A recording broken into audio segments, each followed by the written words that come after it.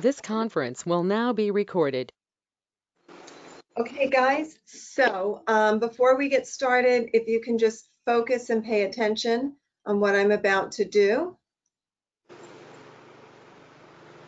Happy birthday to you. Happy birthday to you. Happy birthday, dear Bernie. Happy birthday to you. Thank you. Happy birthday to you. We should have had Tammy in here because she's the only one out of the group who can actually sing. Voice, yeah. She can sing. The rest of us sound like, I don't know, donkeys or something. Oh my God, yes. Thank you, thank you. No, and we have it on tape. Okay. So happy Friday afternoon, you guys, or evening for those of you who are not in the States. Yeah, or in the middle of the night for Australia, but I don't think anyone's here from Australia right now. So welcome, good to see you guys. Today, we're going to be talking about the emotional component, the mindset, everything that goes into the mindset. I want to talk about it not only in regard to healing crisis, but even in regard to just the detox itself. Because someone mentioned to me earlier about the emotional connection to food, that they have found in their lives that they have a really strong emotional connection to food. And just by a raise of hands, or those of you who are not on camera, how many of you can say that you have an emotional connection to food? 2 hands. Raising hand. Yep. Definitely. Two. That was a two-hander. You know, I don't think this is unusual. However, I think that the way we handle the emotional connection to food may be unique in different people. There's Allie, yay. Hi, Ellie. So I think that the emotional way that we handle that connection may be unique or different from other people. But I think it's hard, and actually I've got Mike here with us who's scooched way over there, so you can actually slide your chair over. I'm okay. I'll listen. So well, no, because I want you kind of to slide. Oh, okay, I want to see. Yeah, I want you kind of in on this because there's various emotions when it comes to detox and when it comes to food. And I will tell you that I'm probably somewhere in the middle, right? I have an emotional connection to food. You know, I'm Italian. I love, you know, big meals, and I love desserts and things like that. And certainly, you know, you don't feel good, mom makes you the chicken soup, or it's your birthday and you get a special meal. So there, you know, I do have an emotional connection to food, like most people. But I also have the ability to go, okay, here's what I'm doing, so I'm going to turn that off. There are some people who, and that's what we're going to talk about today, in connection with the healing crisis emotions. But there are some people who really, really struggle to turn them off, who really find it difficult to say, okay, listen, this is what I'm doing for right now, so the heck with that, I'm turning it off, and I'll turn it back on, you know, when I'm done with this. Thanks, Mikey. Sure. So do that. Well, like that. Okay. And then there's people like my husband, Anthony, and his really good friend, Mike, who's been interning here with us at the office. And the two of them are people, and I don't know exactly, so Veronique, I want you to share, and Kathy, I want you to share as well with everyone else. Oh my God, I love the pineapple back there. I was just looking at that, Kathy. What is it? Thank you. It's art. It's just not up yet. I love it. Did you do it? It was quarantine shopping at Pier 1 online, and I loved it. And I'm like, I have to have it. And it finally arrived. That's awesome. Yeah, thank you. So then there's people like my husband and like Mike who literally can go, oh, okay, that's what I'm eating, fine. And they eat it. And like Mike and I have talked a bit about the whole hunger thing and, how do you manage hunger? And he's like, I don't understand. And I said, what do you mean you don't understand? He's like, just eat. I said, but because of that emotional attachment to food, it's hard to just eat fruit or just eat vegetables or just have a salad and feel that emotional subsistence. How do you say that word? Sustenance, whatever. Contentment, right? Sustenance.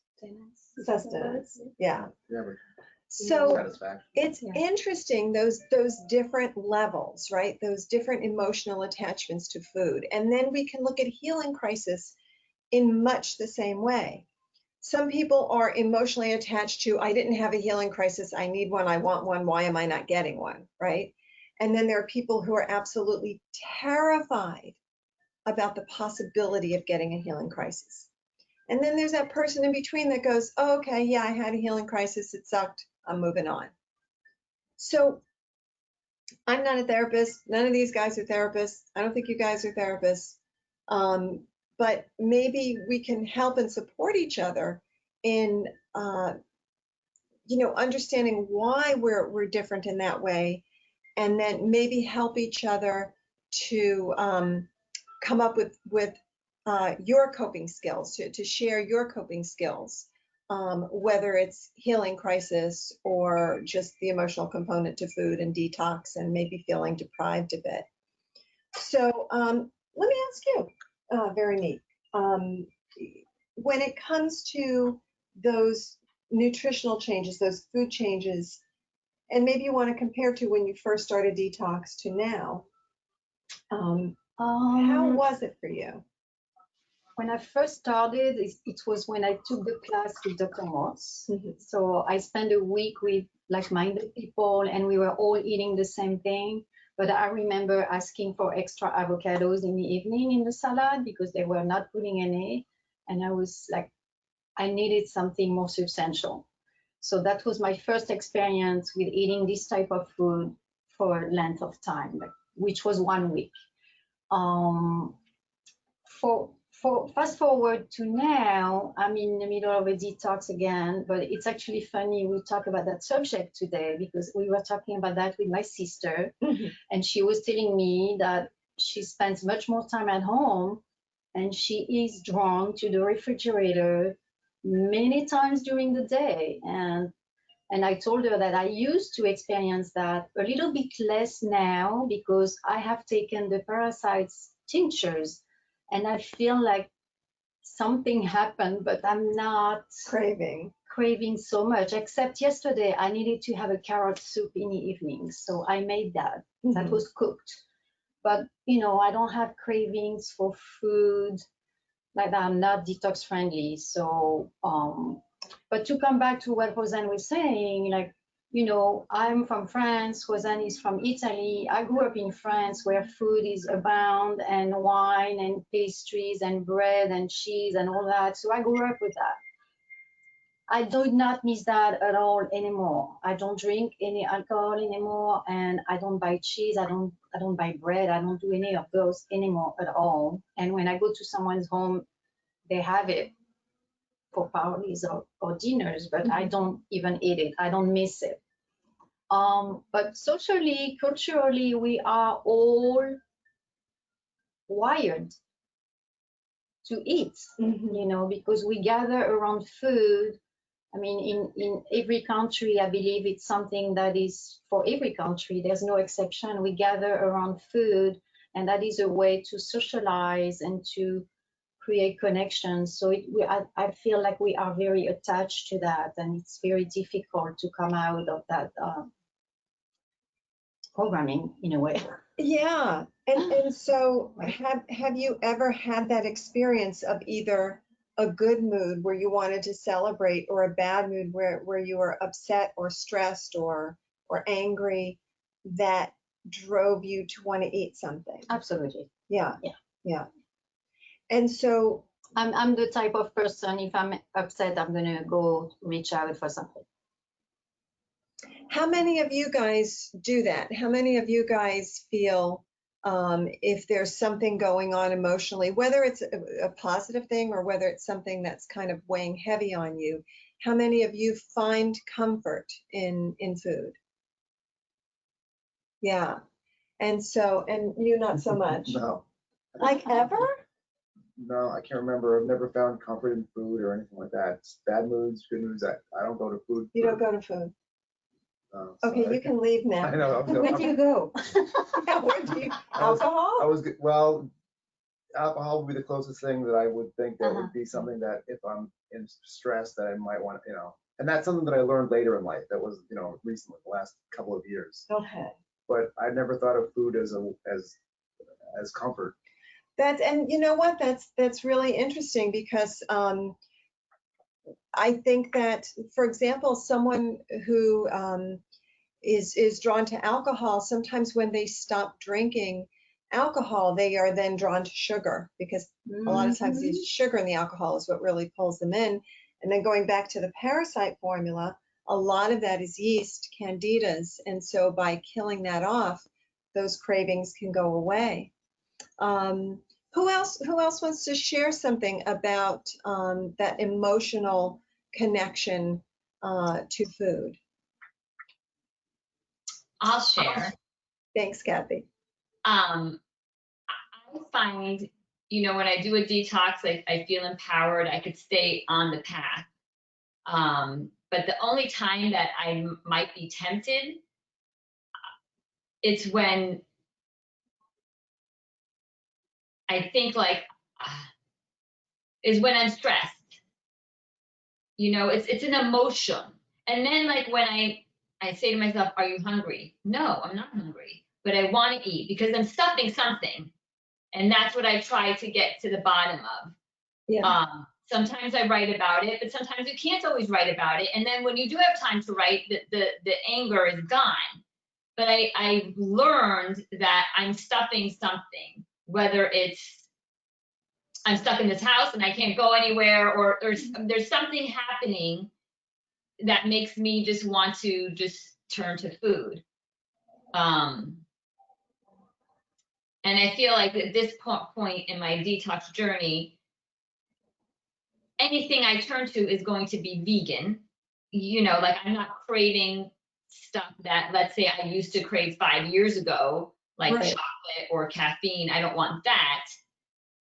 But still, a detox is a detox, so you don't want to fall off of it. So, but I just realize it's when I feel outside stuff that, let's say, I don't have control over, and then I want to eat. And I just want to check and see because sometimes Harm writes in. Just want to make sure I didn't miss anything from him. Yeah. Well, if I was thinking about something. It's maybe slightly off topic, but our consciousness is attached to external reality through the senses, obviously, and it's classically known that I need just 1 second. I need to power up. Sure. I know he's got us at the edge of our seats with that. I know, what? That's classically known that.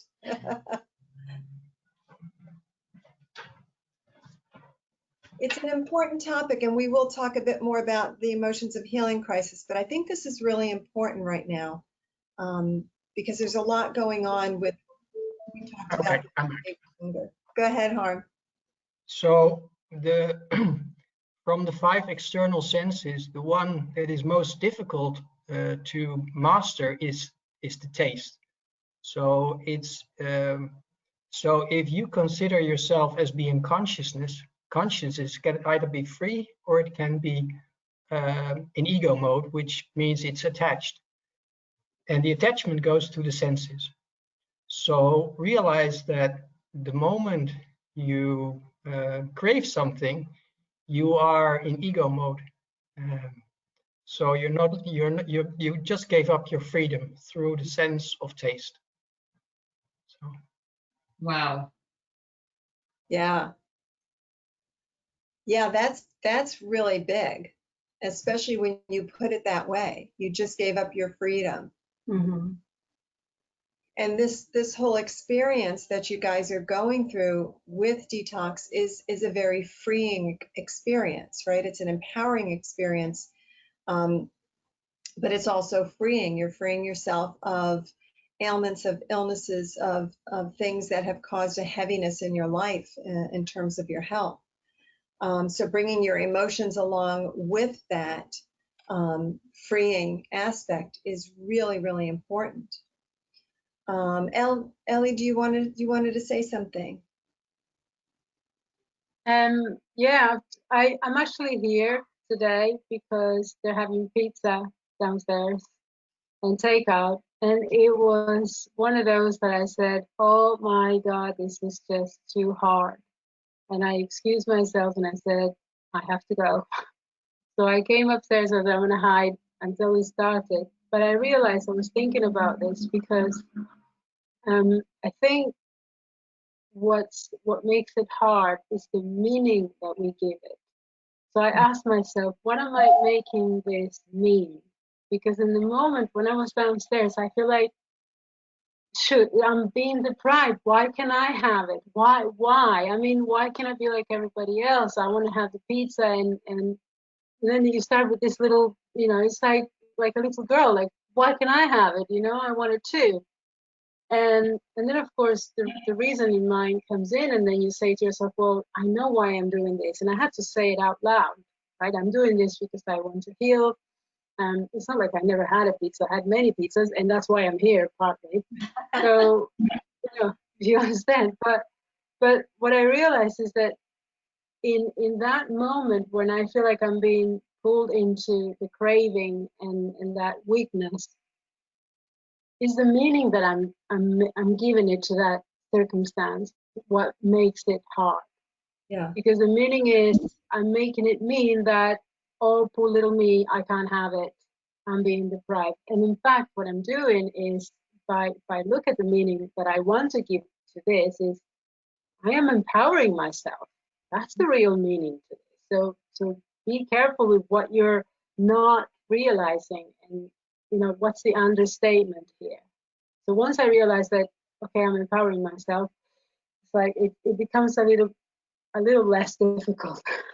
I'm not smelling the pizza, so I don't know what would happen if I do, but That helps. at the moment, right, it feels that way. But I still find it challenging. So when I hear Veronique say or Kathy say, I don't crave those things anymore, like that feels like Mount Everest to me. When am I ever going to get there? That feels like impossible at the moment. At the moment, I feel like I'm still pushing myself to get to the next day, to get to the next week. It doesn't feel like a habit. And I want to be in that place where this is the way I choose to eat. But at the moment, I'm not there. So yeah, basically the meaning that we're giving to things seems to be helping me at the moment. But maybe you have more to say about that. I would like to add to what you're sharing, Ellie, is personally, I came to a point where also my family is accepting the way I'm eating. So for me, it's really huge. Like I know I can be very super comfortable with my sister. Sunday is my birthday. We're going to celebrate. I may stray a little bit, but very little. And it's just, for me, it's such a huge difference from before, because I am comfortable in an environment where I know that I am accepted the way I am. And I would say that in your circumstance for this evening, for example, for me, I noticed that it's not just the food I used to miss, it's more the human connection with people. For me, that was huge. I totally felt like I was a world apart from my loved ones, when now it has changed. So people accept that. Yeah. So that makes a big difference. And that's really such a good point, because for those of you who are on the call who are just starting out, and who have family that you know are not on board, whether they disagree and think you shouldn't do it, or they disagree, but whatever, you do what you want, but I think it's silly, or wherever you are with family members, that's really important, of that feeling of acceptance, because again, we tend to gather around food, right? So we want to be able to gather with our family and our friends and be accepted for what we're doing. And that goes both ways. When somebody is not accepted for what they're doing in a diet that may not be the healthiest, then it's no longer eating with other people and gathering. Now it's hiding. Exactly. Right? So we want to also understand how important it is for self-acceptance. Mm-hmm. No, in that sense, I'm lucky because they do accept and support me, 100%, and they do eat healthy most of the week. But on a Friday, I said, "Oh, can anybody else cook?" Meaning my husband, and it's like, "Okay, pizza and takeout." That's his version of cooking, so that's fine. I don't expect him to eat healthy or eat, avocados or fruits every day, so it's fine. But today it was a hard. Normally I'm okay, but today was one of those days. I'm having a hard time. So I'm glad for this.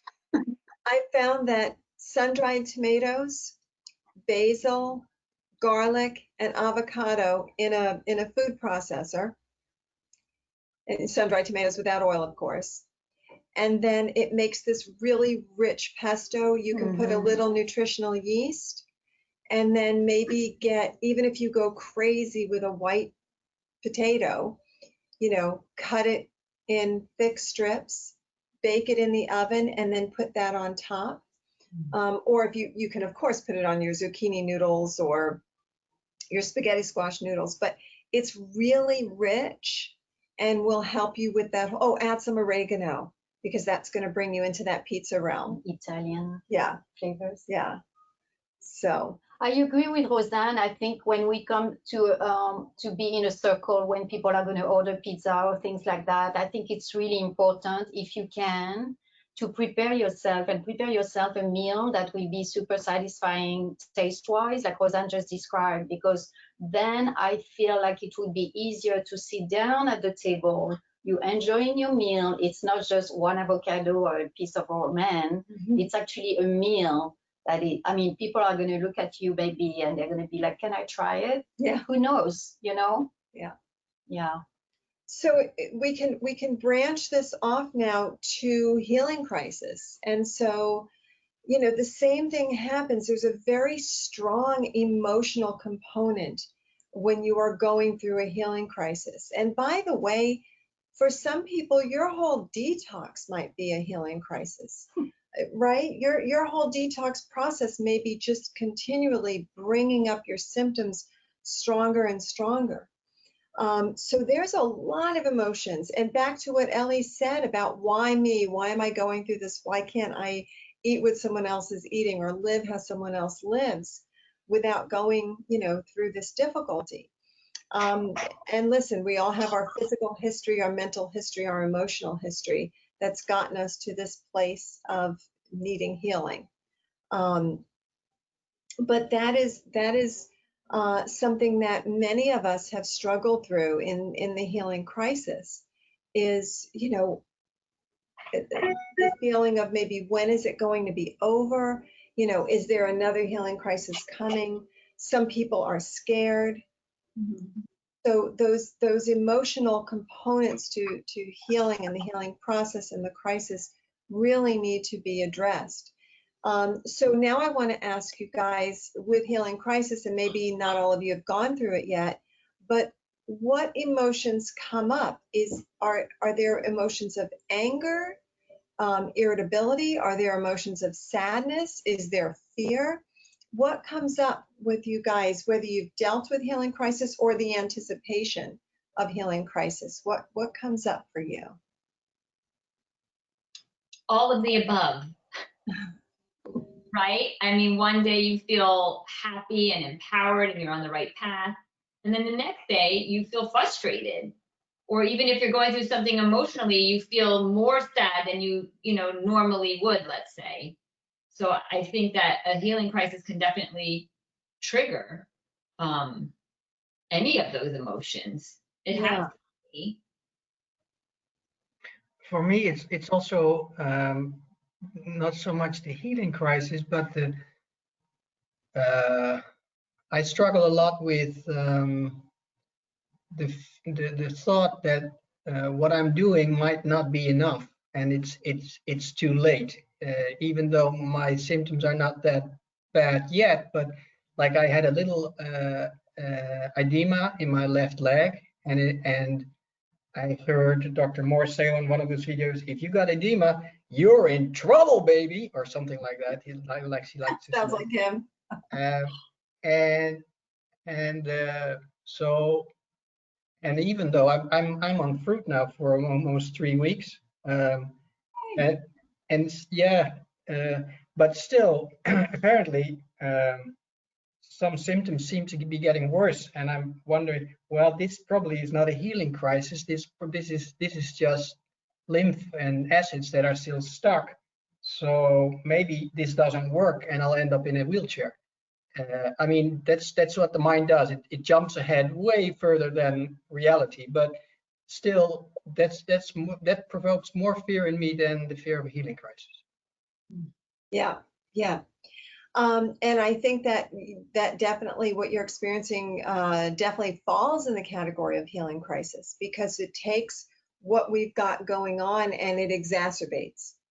The minute you start to push that lymph, there's that potential of exacerbation of symptoms, whether it's old injuries, whether it's old issues. Someone that I had years ago used to get nosebleeds and hadn't had nosebleeds for years, and then was doing detox and started getting nosebleeds again.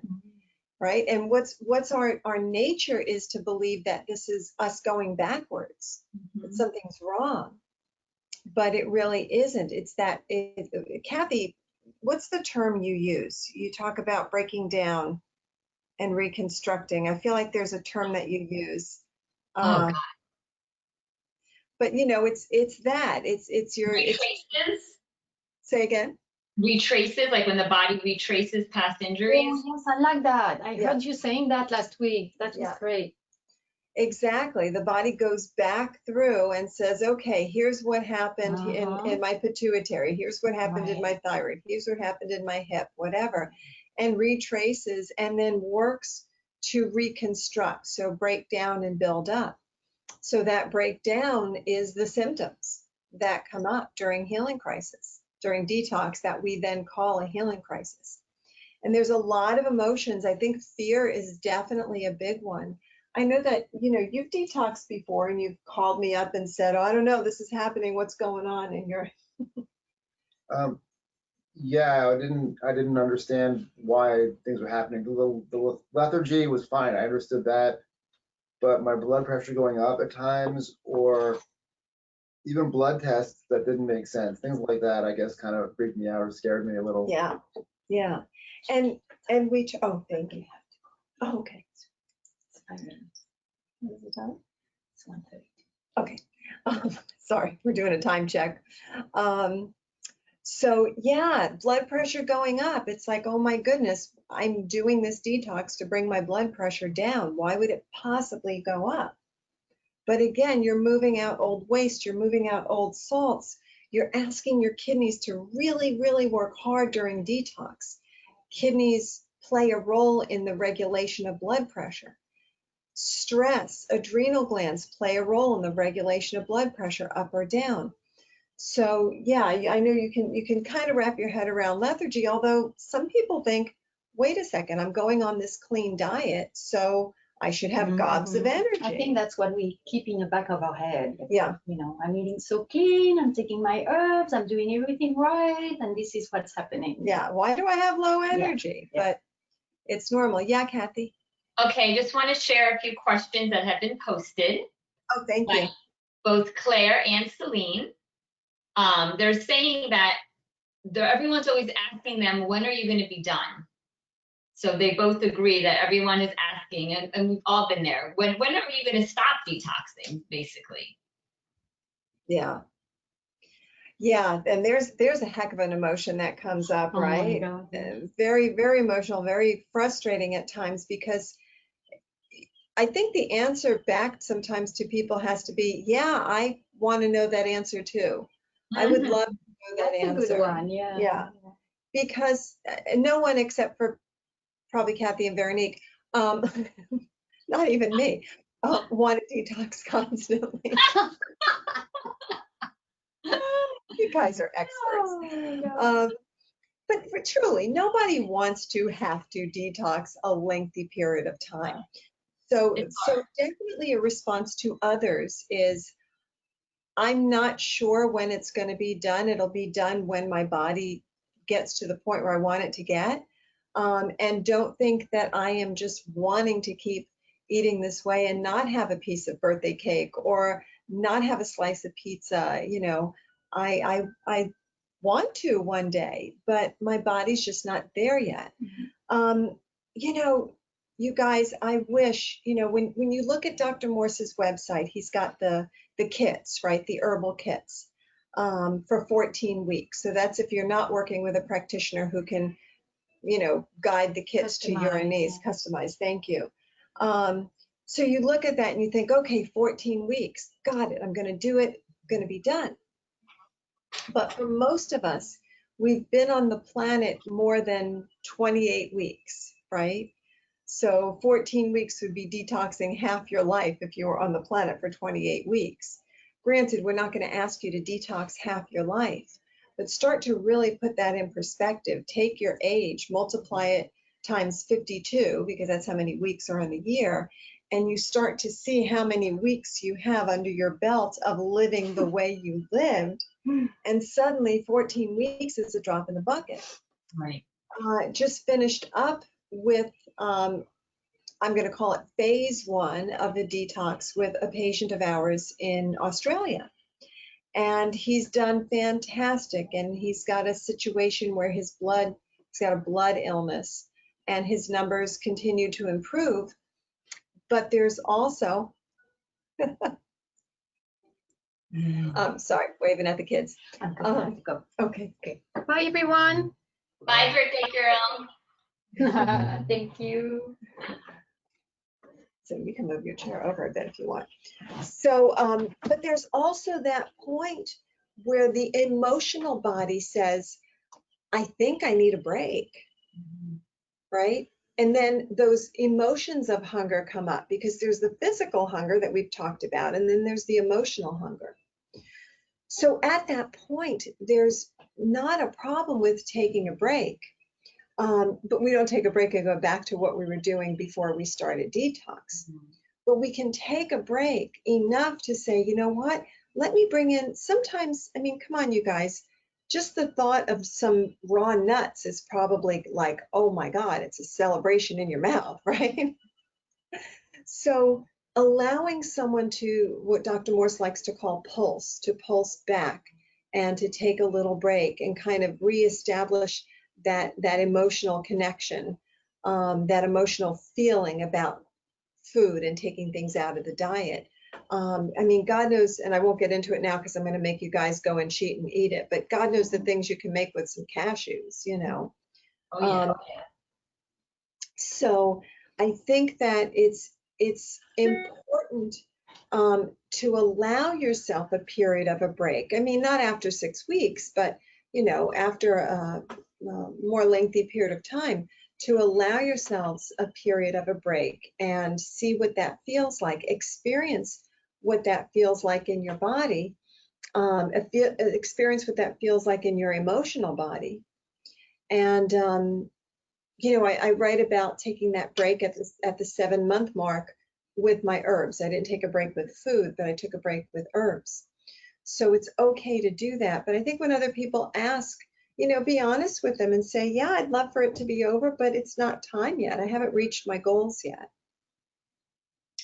Roseanne, one thing you talk about in your book, and I remember reading it for the first time, and it really was stuck in my head, and it makes so much sense, You talk about how you used to meet up with your cousin and have pizza, and how this was your tradition and how fun it was, and you guys loved pizza. And then you got sick, and then you had to be aware of every single thing you put in your body, on your skin, everything. And that was like the difference of conscious living. Like when Ellie talks about her family downstairs ordering the pizza and the takeout, they're not thinking about the consequence of what that pizza is doing, because they're not suffering. You know, Ellie, when I did my first detox, when it was over, I had pizza. I was so excited for it. And it was not my memory of it. Besides the fact that I got shortness of breath, you know, I was like, oh my God, it's happening again. It's happening again. What's going on? I feel the same way now about so many foods, because the memory of it is wonderful, but the reality of it. So I feel like now all of us who are detoxing, who are in this group, we're living consciously. We're aware. And unfortunately, we had to get sick to become aware, but now it's a blessing in disguise, because we're aware, we can make better choices for our families and moving forward. And I think that's a big indicator, is that now we're conscious. We weren't conscious before. Now we've learned and so much, and we've opened up our eyes to so much. So, okay, yeah, you're doing it for a long time. When are you going to be done? Well, guess what? I don't want to go meet friends out for a drink. Do I want to meet my friends? Yeah, sure. But I'll have tea. I don't care about the drink. And the same thing with dinner. I want the social gathering. I want to see people, but I don't need to have an acid-forming meal to enjoy my time with people. And that's something I learned over detox, because trust me, you had to learn it, because you had to appreciate the other things. So Can I? Oh, Yeah. yeah. I agree. I agree with Kathy that detox is a time period, but it's also a time for you to learn about yourself, your body, the food that you put in it, and it's you come out at the other end somewhat changed, and you always want to eat that way, because going back just makes you sick, or you know, and you learn ways and tricks to how to tell yourself that you don't want to live to eat, you want to eat to live. And that's what kept me going. That was I don't know if it was the id or the ego that Harm spoke about, that I had to use to get over the emotional part of it. Just a logical piece to it, and that helped. And after a while, it made sense, and I understood it, and so it didn't really, going back to other food didn't really make sense, or was unnecessary. So. Yeah, I think that that's so important, what both of you are saying, that this is kind of, Kathy used the term blessing in disguise, and that's true. See if I can get you in a little better. And that's true. This is your opportunity to get to that point of higher consciousness with your body, more of a connection with your body that you didn't have before. I mean, you think about people who smoke. If they actually sat and thought about what they were doing and took that cigarette and took that long inhale and brought it into their lungs, into their nose, and actually felt it and asked their body, do you want this? They would physically become ill in that moment. They would physically become ill. So I think that while our goal is to finish detox, I think a higher, and to accomplish whatever you set out to accomplish, I think the higher goal is about having a greater awareness of what actually fulfills you, what fills you, what energizes you, what makes your cells really happy, what makes your cells really strong, what gives you, really good sleep, what gives you great energy, what gives you, good skin and skin tone, what gives you a brighter outlook on life. And the foundation of that is found in eating a species-specific diet. And again, not that we tell people you can never have that slice of pizza. Again, you can never have that, piece of birthday cake or whatever it is that you're missing, that you feel you're missing. But when you do, as Kathy described, and Mike has said this as well, and myself, it's never what it used to be. It's never as amazing as you thought it was. The bottom line comes down to, why are you here? Why are you doing this? And then when we look at cravings, when we look at healing crisis, and we attach an emotion to that, and I loved what you were saying, Ellie, about what is this making me feel? What was your phrase again? Was it? I said, what meaning am I giving to this? Am I making it mean that I'm deprived, or am I making it mean that I'm empowered? Because it's ultimately what you decide to make it mean. It has no meaning. It's just a pizza, or it's just a meal, or it's anything. It's just what you think it is, or what you want it to mean. Yeah, that's beautiful. I love that, giving it meaning. Like Mike says, you know, his mantra in that is, I'm eating to live, not living to eat. Claire, did you want to share something? Yeah, you know what? I think that there's not enough chefs or a movement behind this new way of eating. And I think that if they're, like, for example, we go out to eat, and I don't want to go out to eat and just have a salad. You know what I mean? So I don't know. I mean, there was somewhere during this detox, I was coming up with some recipes and stuff. And then, you know, now that I'm back home, it's a little harder, you know, because you're rushing and doing this and that. But, and I know we have the recipes, you know, to go to, but I mean, we need some really exciting, you know, recipes that, like you said, instead of the pizza, you have that potato, you know. I'm finding it's very hard to live without the salt, and just like, I just need a tiny bit of salt and a tiny bit of oil. I don't need to like have gallons of it, but you know, Well, just, again, we look at the period of time that we're detoxing, and then the period of time that we take a break. Some people get to the point of detoxing, and then it's not that they're taking a break. They've accomplished their goals, and now they keep on, you know, a very clean diet with the introduction of some of those things.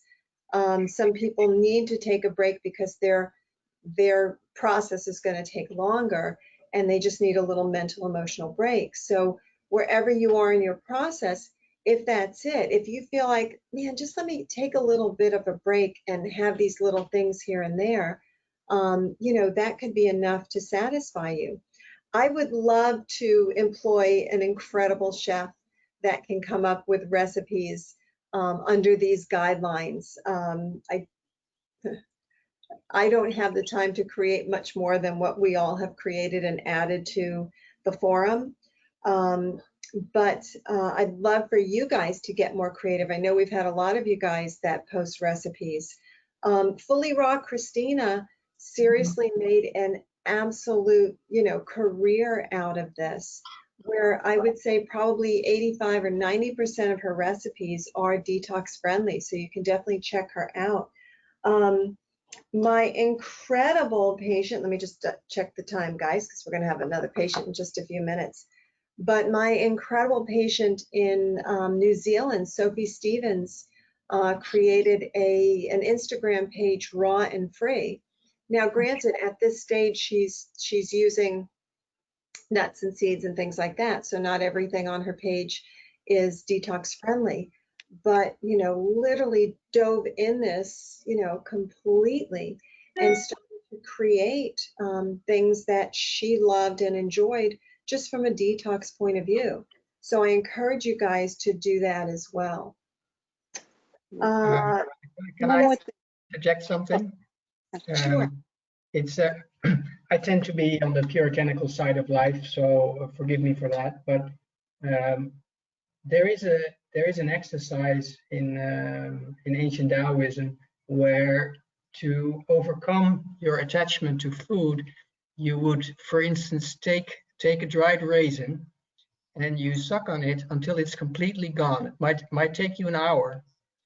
And when you truly do that, I've never done it, I have to say, but one of my teachers did that.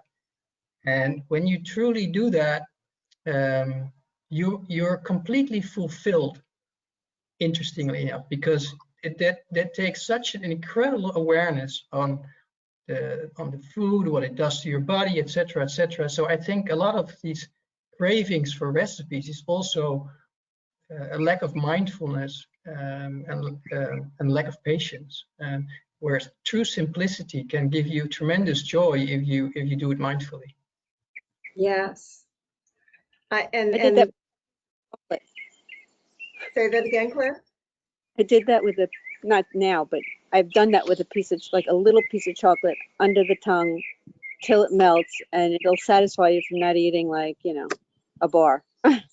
Yeah, I've done that with just smelling food, just smelling something that I am not eating, but you know, that I might, you know, again, family made. So instead of trying to avoid it, I just super take it in, because by the way, if our sense of smell is not working, we really don't taste food.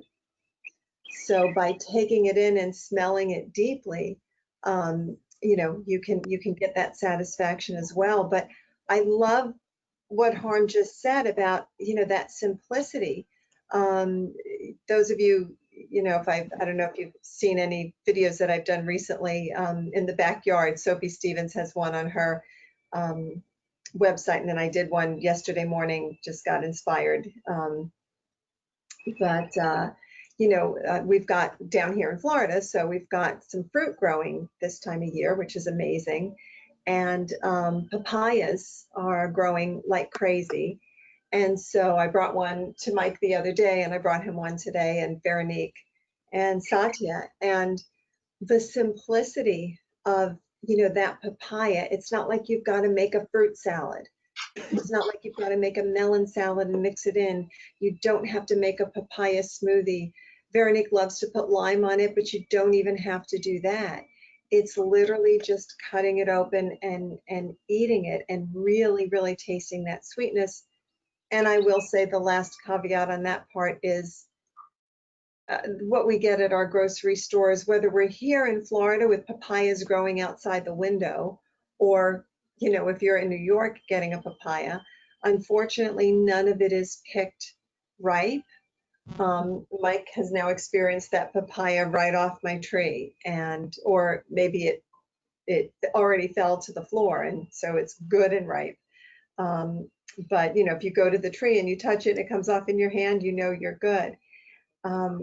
So if you can get fresh fruit like that, or even like Harm said, the dried raisin, a piece of dry mango, and really pull the essence of that food, of that, the flavor and the essence of that food, I think would really go far into bringing satisfaction to you.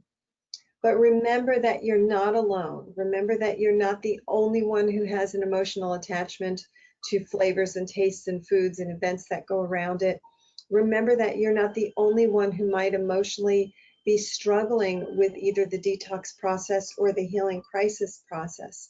And let that bring some solace to you that there's nothing wrong with you, that your body is doing what it needs to do. And the time frame is going to be what the time frame is going to be. And allow yourself to continue to through the process with a gratitude that there is a process for you. So that said, we're going to get ready for our next patient, but wishing you guys a really good weekend. If you're here in the United States, it's Memorial Weekend, which means we've got a 3-day weekend, which means not much different, a little different. I think the beaches are open now. Not quite sure if I'd even want to go to the beach last year on Memorial Day, but you know, if you guys can be with your family, celebrate with your family, teach them some new recipe that you've discovered that you really love. And we will see you on Tuesday. Okay. Thank you, everybody. Bye. Bye-bye. Bye bye. Mike? That was fun. That was good learning.